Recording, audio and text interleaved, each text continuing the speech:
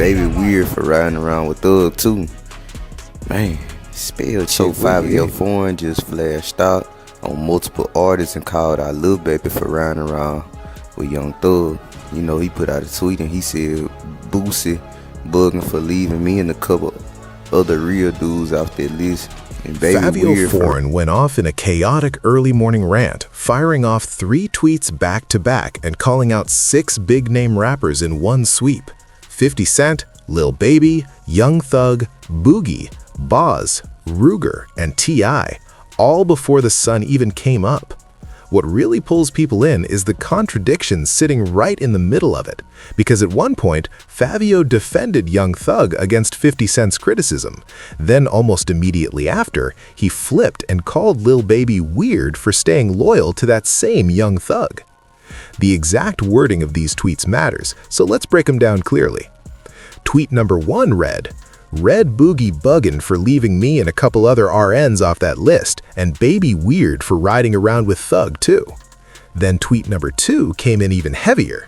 "Red 50 soft for coming at the old heads when T.I. illiterate country self on his heels. Ain't no changing subjects, and I hate how NY didn't stand together about that, but forget it." The energy didn't slow either, because tweet number 3 added, "Red something. I don't care how many people Ruger box man to man. I told him let's get it on. Every street person know all callouts is mandatory, so he forever soft in my eyes." 6 different names got dragged into this in just 3 posts, and somehow not one of them responded publicly, which makes the silence hit just as loud as the rant itself. One detail that needed clearing up: when Fivio typed Boogie, several major hip-hop outlets like Hot New Hip Hop, All Hip Hop, Hot 97, and The Source confirmed he was actually talking about Boogie Badass. The most controversial part of this whole situation, and the piece that connects directly to everything going on with Young Thug right now, is Fivio calling Lil Baby weird for being around Thug, which instantly raised eyebrows across the scene. To really understand why Fivio made that comment, you have to look at everything that's happened with Young Thug since he got out, and why Fivio sees something off about Lil Baby's loyalty. Jeffrey Lamar Williams, better known as Young Thug, was taken into custody on May 9, 2022, after Fulton County prosecutors hit him with a massive 56-count RICO case, along with 27 other people tied to the situation. Authorities claimed that YSL wasn't just a music label, but was linked to serious street activity, which turned the case into one of the most talked about legal battles in hip-hop. The trial stretched for over 150 days, making it the longest criminal trial in Georgia state history, and people were watching every twist closely. Then came a major turning point on Halloween night in 2024. On October 31st, Thug entered what's called a non-negotiated blind plea, meaning there was no set deal in place ahead of time, and he accepted responsibility related to conspiracy and leadership allegations tied to the case. The final sentence added up to 40 years, but it was structured in a complicated way. About 96 days already served counted toward it, followed by 15 years of probation and a 20-year prison sentence that would only come into play if probation rules are broken. He walked free that same night, but the conditions placed on him were strict and life-changing. He's banned from the metro Atlanta area for 10 years, can't associate with certain individuals except in specific situations, and even faces limits on what he can reference in his music. On top of that, he has to complete 100 hours of community service every year, no exceptions. What happened after Thug got released is a huge part of this story, because things got messy fast. Around August and September of 2025, leaked jail calls and an old police interrogation from 2015 suddenly resurfaced online, and it caused serious chaos across the internet. That clip apparently showed Thug mentioning Pee Wee Roscoe to investigators in connection to the Lil Wayne tour bus incident, and people immediately started reacting. The situation hit hard because for years Thug had been criticizing his own artist Gunna after he accepted a plea deal back in December 2022. Part of Gunna's agreement included a statement saying YSL must end, and right away people in the scene started labeling him as disloyal. Members of YSL kept their distance from Gunna, while Thug's circle kept pushing that same narrative over time. Then everything flipped when that interrogation footage resurfaced, because now it looked like Thug himself might have shared information with authorities. YSL Mondo even came out publicly claiming Thug was the first to speak up, and that instantly made comparisons to Gunna unavoidable. Whether people liked it or not, Pee Wee Roscoe stepped in after the leak and defended Thug, calling him clean as Listerine, trying to shut down the talk before it spread further. Thug himself also responded, saying, "They didn't play my interrogation video in court because I helped my brother," and later posted a broader message online addressing the situation. Still, by that point, the damage was already done, and the conversation had completely shifted in a way that couldn't be undone. And this is exactly where Lil Baby comes into focus, because through all of this, from the trial to the fallout, Lil Baby stayed firmly on Thug's side. No matter how intense things got, when Gunna accepted his plea deal, Lil Baby didn't stay quiet at all. He unfollowed him on Instagram, and fans quickly caught the shift. Then on his album Wham, which debuted at #1 on the Billboard 200 chart with around 140,000 first-week sales, there were lines people took as clear shots at Gunna, including, "I don't care what he did, he a rat," which only added more tension to the situation. At the same time, Baby kept steady contact with Young Thug while he was locked up, and that connection never faded. Within days of Thug being released, the two were already back in the studio together, moving like nothing ever changed. Then on January 2nd, 2026, Lil Baby brought Thug out as a surprise guest at Live Miami Beach, and the crowd went completely wild the second he appeared. The momentum didn't slow either, because the album Wham included the track Dumb Dumb and Dumber featuring Thug and Future, marking Thug's first verse since getting out, which made it an even bigger moment. Then on February 20th, 2026, an Instagram story popped up showing Baby driving while Thug sat in the passenger seat, just riding around together. And that exact clip is what Fivio was talking about when he called Baby weird for being with Thug. Now Fivio's point starts to make more sense, and it doesn't come off as random anymore. He's not going at Thug directly in this rant. Instead, he's calling out what he sees as inconsistency in how people are being treated. From his perspective, Baby cut Gunna off fast for taking a plea deal, unfollowed him, mentioned it in music, and made it clear that any kind of cooperation crossed the line. But then you look at Young Thug, who also took a plea deal, and on top of that, there's that older interrogation footage that raised questions about whether information was shared with authorities back in 2015. Lil Baby is still right there with Young Thug, still riding around with him, still making music together, still showing full loyalty like nothing ever changed. That's where Fivio's real point comes in, and it's getting a lot of attention. He's not saying Young Thug told on anyone. What he's saying is the rules should stay the same across the board. If Gunna got pushed out for taking a plea deal, then why doesn't that same energy hit Thug too? That's what he meant by calling it weird. And it connects directly to something that happened just days before the rant dropped. On March 12, 2026, Young Thug spoke out about protective custody in prison, posting, "PC is smarter though. That hard stuff gets you nothing but heartaches from your family and kids and more charges." Protective custody is when someone is separated from the general population for safety reasons. But in street culture, choosing that route is often seen as soft or not standing firm. That post instantly sparked reactions. Boosie fired back right away, basically saying Thug comes from that environment and knows how things are supposed to go, questioning his stance loud and clear. Rao also jumped in, backing the idea that Thug still stands solid. And suddenly, this turned into a huge debate across the hip-hop world. What made it even bigger is how Thug's statement seemed to shift the tone. The same circle that had spent years criticizing Gunna was now hearing Thug say that taking the hard route isn't always worth it, and that being smart might matter more than proving toughness. That lines up exactly with what Fivio had been pointing at. From Fivio's perspective, the code shouldn't change depending on who it is. In his view, the expectations stay solid. how people move, how situations get handled, and how callouts are addressed all follow the same standard, no matter the name involved. That mindset ties directly to everything Fivio was saying during that late-night rant, and it didn't just come out of nowhere.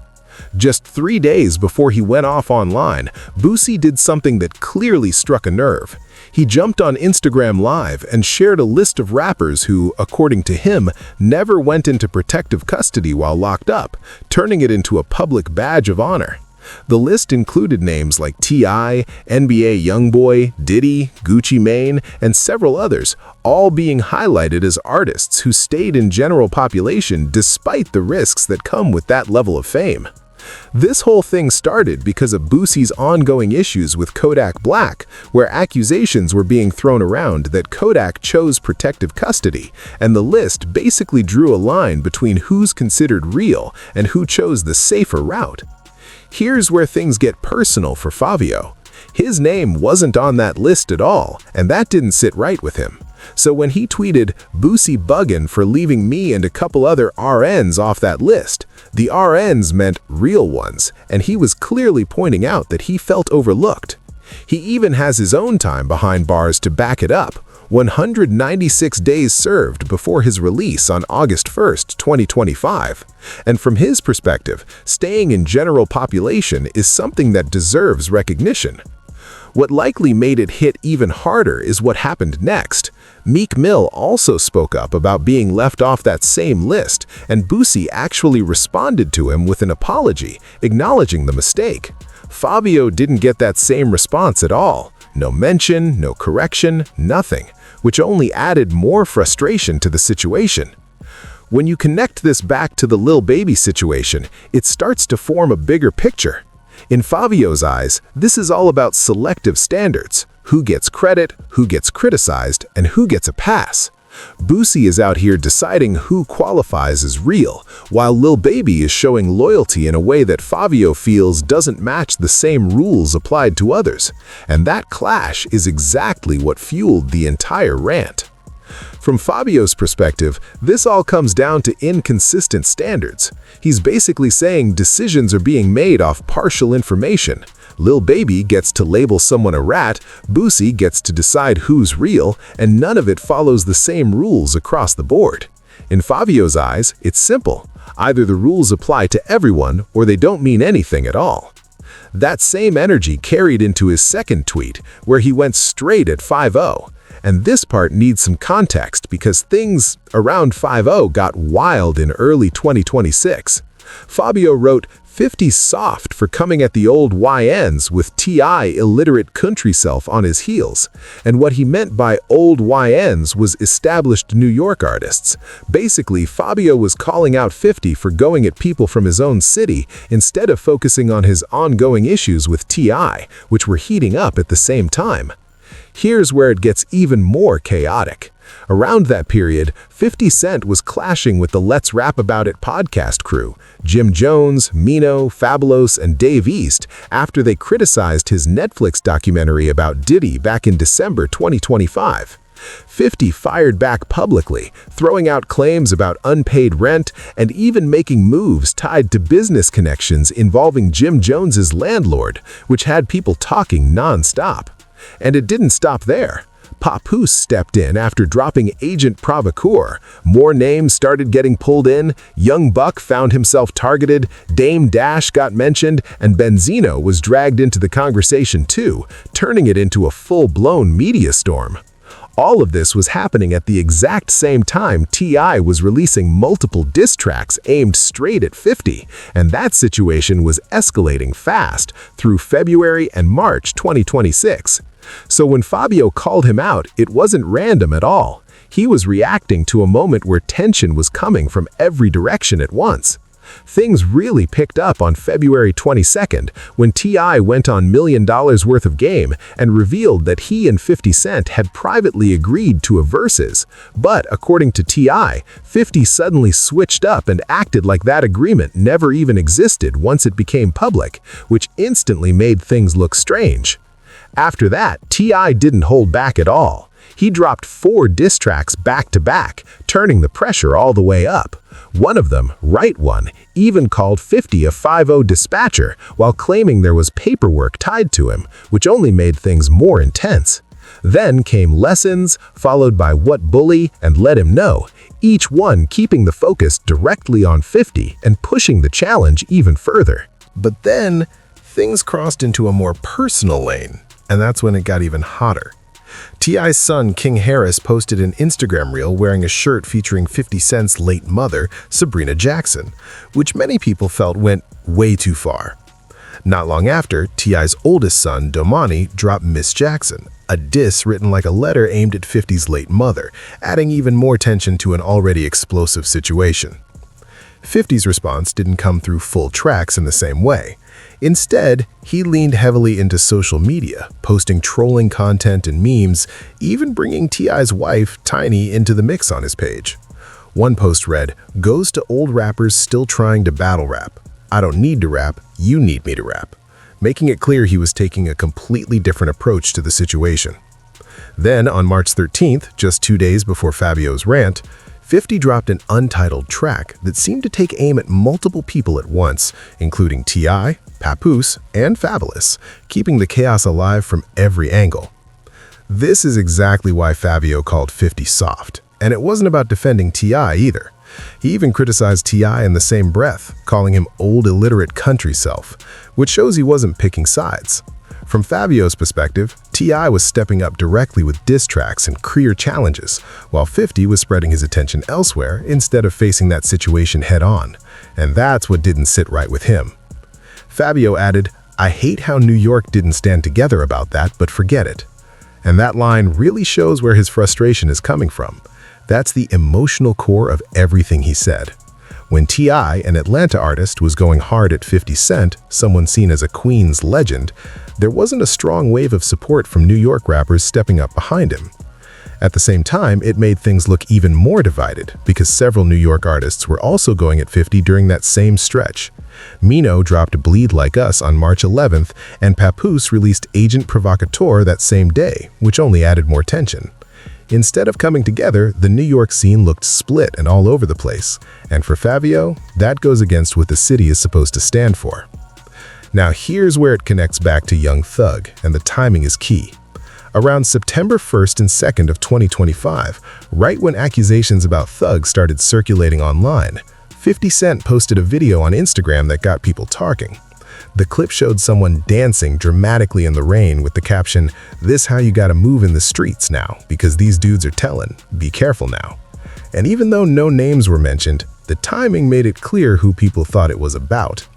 That's classic 50 style, sending indirect messages without saying anything outright, keeping it just vague enough to spark reactions without turning it into a direct face-off.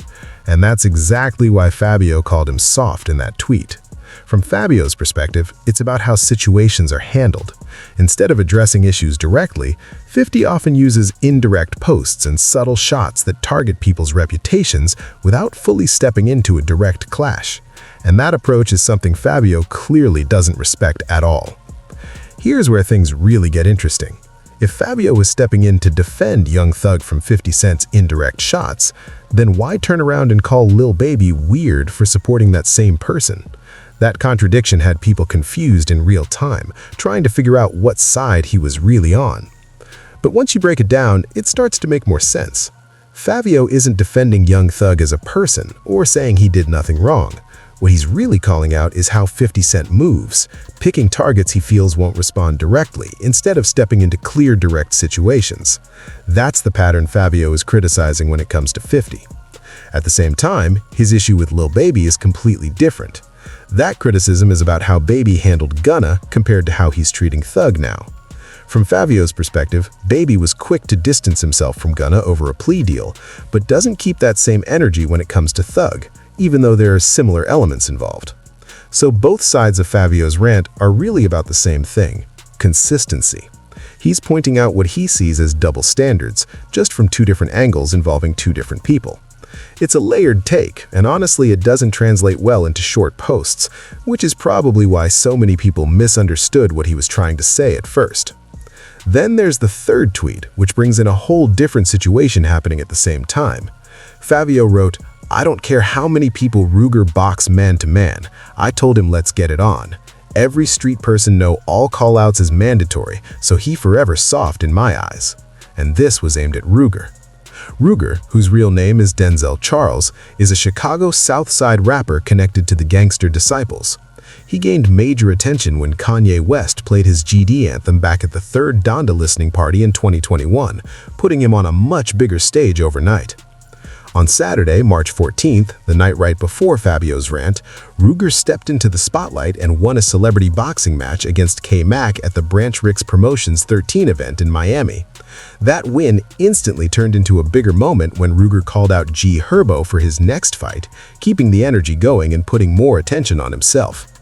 Fivio saw all of that, and his reaction was basically, "Hold on, you calling out others, but what about me?" That's where his tweet starts to connect, because from his point of view, he had already thrown a challenge out there that didn't get answered. But this situation goes deeper than just music or boxing. It's also tied into long-standing affiliations that naturally create tension. Fivio has connections to Brooklyn Crip sets and has openly used GDK, which stands for Opposition to the Gangster Disciples, while Ruger is strongly connected to the Gangster Disciples himself. So even before the music and the callouts, there's already a built-in clash between their backgrounds that adds another layer to everything. What makes it even more interesting is that despite all of that, both Fivio and Ruger were featured on Donda, appearing on OK OK and OK OK Part 2, sharing that same major cosign at one point. But things didn't stay neutral for long. Ruger dropped a diss track called Fed Up over Nas's classic Ether beat, and he went directly at Fivio with some strong lines. He said, "Don't make us pull up on the side and mess up Fivio Foreign. Catch him bright and early, we gon' mess up Fivio morning." And also added, "He say he GDK, we done gave Fivio warnings," making it clear where he stood. One of the most direct parts came when Ruger pushed back on the accusation itself, saying, "Don't you ever in your life say something like Ruger ducked the fight," flat out rejecting the idea that he avoided anything. Fivio's tweet about mandatory callouts fits right into this ongoing back and forth. He's claiming he told Ruger privately, "Let's get it on," and didn't get a response. But that part can't be fully confirmed. Meanwhile, Ruger is publicly denying it, which keeps the situation stuck in a back and forth with no clear resolution. Ruger stepping into the ring with K-Mac and then calling out G Herbo doesn't check the box for Fivio, because in his eyes, his challenge came first. That's why he keeps repeating that mindset. All callouts are mandatory. Because to him, there's an order and a code that has to be followed, no exceptions. That one phrase really sums up his entire philosophy. And when you look back at the rant, everything connects to it. Boosie putting together a list of real ones but leaving Fivio off. That's a violation in his eyes. Lil Baby riding with Thug while criticizing Gunna for a similar situation, another violation. 50 Cent taking indirect shots instead of focusing on the one person challenging him directly, that's another one. Then you circle back to Ruger stepping into boxing matches and calling out others, while according to Fivio, not addressing his challenge. That's a violation too. Every single name Fivio mentioned that night ties into the same idea. People are picking and choosing when to follow rules that are supposed to apply to everyone equally. Now when you look at where Fivio Foreign is in his life and career, the rant starts to hit differently. His real name is Maxie Lee Riles III, born March 29, 1990, making him 35 at the time of all this. Back in 2016, he lost his mother to a stroke, which left him in a tough position, moving between places and trying to find stability while dealing with that loss. His music journey started picking up with his collective 800 Foreign Side, formed in 2013 and connected to Brooklyn-based crews, which helped shape his identity and sound. The name Fivio Foreign actually came from a friend comparing him to the model Fivio, saying he stood out and grabbed attention easily. Then came June 2019, and everything changed with Big Drip, which took off online, racking up over 75 million views on YouTube and earning RIAA Platinum status.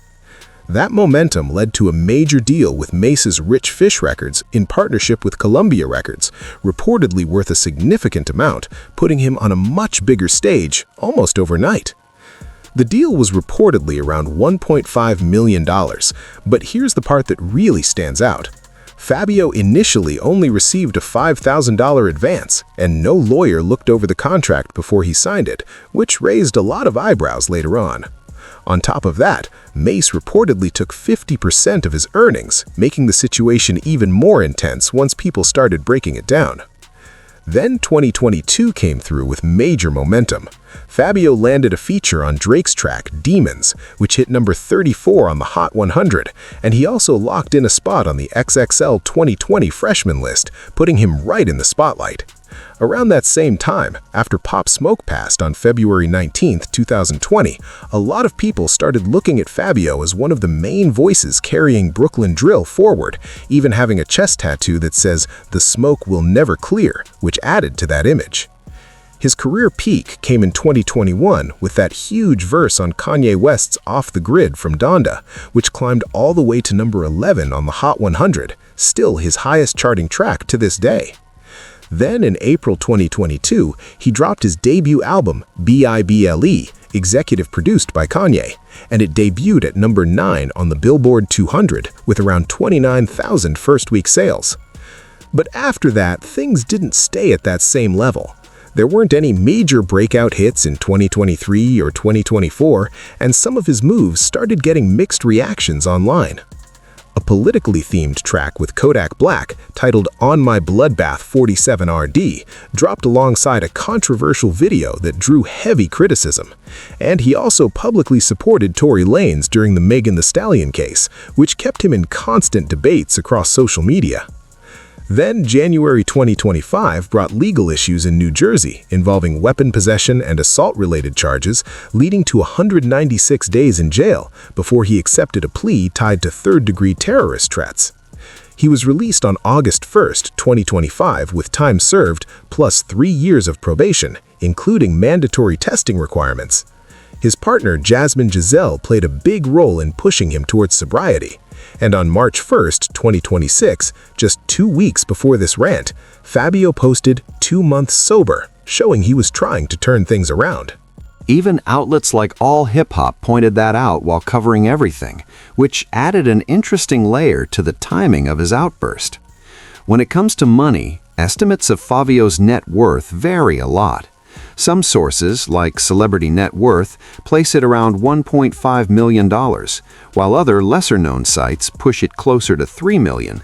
So the exact number isn't fully clear, but what does stand out is how much his streaming income reportedly dropped from about $472,000 in 2022 down to around $60,000 in 2025, based on estimates from Pop Naval, which shows a major shift. At 35 years old, he's also older than many of the current drill artists dominating the scene, and that adds another layer to everything. On top of that, probation limits where he can go and comes with strict requirements like regular testing, which affects how freely he can move and work. His biggest commercial moment, that Kanye cosign and off-the-grid success, now sits about 4 years behind him, and the industry has kept evolving since then. That's the backdrop to this rant. Someone who strongly believes in a certain code, watching the culture shift toward more practical decisions, where people are saying being smart matters more instead of sticking to older expectations. And this wasn't even his first heated moment this year. Back in January 2026, he clashed with 21 Savage over the Stop the Violence message, where 21 was encouraging people to move away from street life and focus on better options. Fivio fired back aggressively, showing he didn't agree with that perspective at all. Names like Blockboy JB and Kai Cenat were also part of the wider conversation. And when you look at everything together, the March 15th rant fits into a clear pattern. It comes across like an artist stepping into multiple controversies at once during a time when his commercial momentum isn't as strong as it once was, which made people pay attention, but not necessarily in the way he expected. Media outlets picked it up fast, Hot New Hip Hop covered it on March 15th. Hip Hop Wired followed on March 16th. Hot 97 reported on it the same day, and All Hip Hop ran multiple articles on March 16th and 17th. The Source and even local radio sites joined in, spreading the story across platforms and keeping it in rotation. But here's the part that really stands out. None of the people Fivio called out responded publicly. Not Lil Baby, not 50 Cent, not Boozy, not T.I., not Ruga. Nobody said a word back. All Hip Hop summed it up clearly, saying, for now, nobody directly responded to his challenge. And that silence ended up speaking louder than any reply could have. Even Hot New Hip Hop questioned whether anything would come from it, wondering if it would just pass without much attention from the people involved. And that's exactly what seemed to happen. Another key detail is that while the media coverage was strong, the actual traction of the posts themselves didn't match that same level of impact. Outlets pointed out that the story spread mainly because of how many big names were mentioned, not because the tweets themselves went viral in a major way. Fan reactions also leaned heavily negative. All Hip Hop highlighted how people online were clowning the situation, sharing screenshots where many didn't take his stance seriously at all. In the end, the bigger conversation shifted away from the call-outs themselves and turned into something deeper, a debate about whether those traditional street codes still hold weight in today's social media-driven world, where everything moves faster and public perception flips quickly. A lot of people online started pointing out that Fivio's drop in commercial momentum made it harder for others to take him seriously when calling people out. Some even questioned whether a 35-year-old artist on probation after spending months in jail should be speaking on street credibility at all, which added even more criticism to the situation. But here's the part that didn't get said as loudly. Fivio's core point about inconsistent standards isn't completely off. When you actually line things up, there are real questions worth looking at. Gunna accepted a plea deal and included a statement saying YSL must end, and after that he faced heavy backlash. Lil Baby distanced himself, and many people started labeling Gunna as disloyal, which impacted how he was treated in the scene. Now compare that to Young Thug. He also accepted a plea deal and admitted to multiple charges, and there's older interrogation footage that people continue to debate online. Despite that, he was welcomed back with strong support. Features on projects, surprise appearances, and public moments like Lil Baby riding around with him showing visible loyalty. That contrast is what Fivio was trying to highlight. And by most standards, it does look like a double standard. The issue wasn't the point itself, it was how he delivered it. Dropping 3 quick tweets calling out 6 different people and not fully explaining the logic made it confusing for anyone who wasn't already following every detail closely. By the time people started piecing it together, the moment had already shifted, and the reactions had turned into jokes instead of real discussion, which took away from what he was trying to say. There's also another layer when you bring T.I. into it. T.I. played a role early in Young Thug's career, especially with their 2014 track About the Money, which helped push Thug further into the mainstream spotlight. The Kings have reconvened, guess I'm officially out of retirement, was the message T.I. posted, and that line alone showed how deep the connection runs. Even though Young Thug was never officially signed to Grand Hustle, their Atlanta roots are strong, and that history still carries weight today.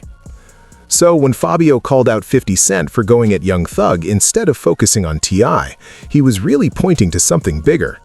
In his eyes, there's a whole Atlanta circle connected to Thug, and 50 chose to aim at someone he felt wouldn't respond in the same direct way.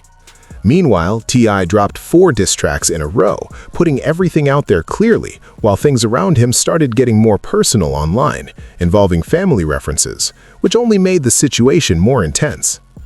On the other side, 50's response leaned heavily on social media posts and indirect shots, including references tied to past interrogation footage instead of direct musical responses. From Fivio's perspective, that's not how confrontation is supposed to be handled. And then the protective custody conversation added another layer right before everything exploded. Young Thug's March 12th post saying PC is smarter came just before Boosie released his list, and the timing made people connect the dots instantly. It felt like a direct response, even if it wasn't officially framed that way. Boosie's message pushed the opposite idea, highlighting people who stayed in the general population as a sign of standing firm. The ongoing issues with Kodak Black may have sparked the moment, but Thug's comments clearly played a role in how that list was received. And don't forget, Boosie even told Thug directly, "You from the trenches, you know how this go," which added even more context. When you bring it back to Fivio's rant, it starts to line up. Thug was being questioned by multiple voices over his stance, yet Lil Baby still stood by him publicly, still showing loyalty while previously distancing himself over Gunna over a situation many people see as less serious. And that contrast is exactly what Fivio was putting under the spotlight. Fivio was trying to connect all these moving pieces in real time, but packing it into 3 quick tweets without laying out the full context made it come off scattered instead of sharp. To people watching from the outside, it looked like random callouts, but in his head, everything was connected. Clearly, the Ruger situation proves he wasn't just going after big names either. There were multiple issues happening at once, and he was trying to address all of them in one moment. Ruger had just boxed K-Mac and then called out G Herbo the night before, and when Fivio saw that, he took it personally. From his perspective, he had already put a challenge out there that didn't get a response. So when Ruger moved on to calling out someone else, it felt like a direct sign of disrespect. That's why that phrase keeps coming back. All callouts are mandatory. Because for Fivio, that's not just talk, it's a rule he lives by. In his view, you don't get to pick and choose which challenges you answer. If someone calls you out, you respond. Simple as that. Or it reflects badly on you. But Ruger's track Fed Up pushed back hard, clearly saying he never avoided anything, which shows there's another side to the story. The truth is, neither of them has shown proof of what was said privately, so it really comes down to one word against another, and that leaves the situation open-ended. When you zoom out, this rant shows something bigger. You've got a 35-year-old drill artist holding on to a strict code that the culture around him is slowly moving away from. Young Thug can say PC is smarter and still move forward without major pushback. Plea deals are becoming more common, and the lines between survival and loyalty aren't as clear as they used to be. Maybe it's authenticity. Maybe it's stubbornness. Or maybe it's just a refusal to adapt to how things are changing. Either way, there's something undeniably striking about someone standing firm on their principles, even when nobody wants to hear it, even when social media turns it into jokes, and even when every person they called out stays completely silent. The real tension in this story comes from the gap between how Fivio sees himself and how the culture is responding to him right now. In his mind, he's someone with a voice that carries weight, someone calling out hypocrisy and expecting people to answer when he speaks. But the reality hitting back looks very different. Streaming numbers have dropped, the response to his rant was mostly silence from the people he named, and a wave of jokes from fans who didn't take it seriously. Even media coverage treated it more like an interesting moment than a major shift in the culture, which says a lot about where things stand. And here's the twist. Being right about certain points doesn't automatically mean people will listen. The contrast between how Gunna and Young Thug were treated is real. The way 50 handled T.I. versus others is something people noticed. Boosie's list and how it was put together raised questions too. Those points exist, no doubt, but in today's landscape, being right isn't enough if the audience isn't engaged with you. That's the part that really stands out here. There's still potential ahead though.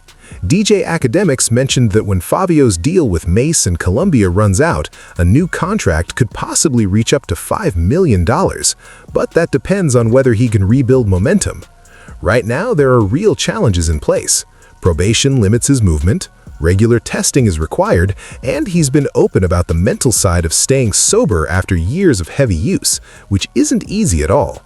His defense of Tory Lanez, the politically charged track, and a string of controversial moments, each move pushed different groups of listeners away in different ways.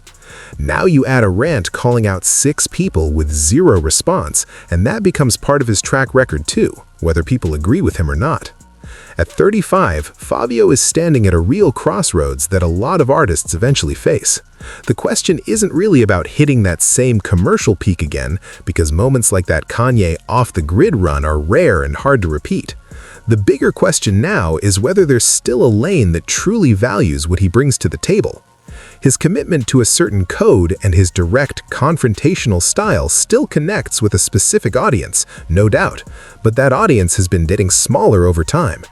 While artists like Lil Baby and Young Thug have found ways to balance credibility with mainstream success without getting stuck in debates around rules and technicalities, Fivio is still standing on those principles, while the culture around him keeps shifting in a different direction, and that tension is impossible to ignore.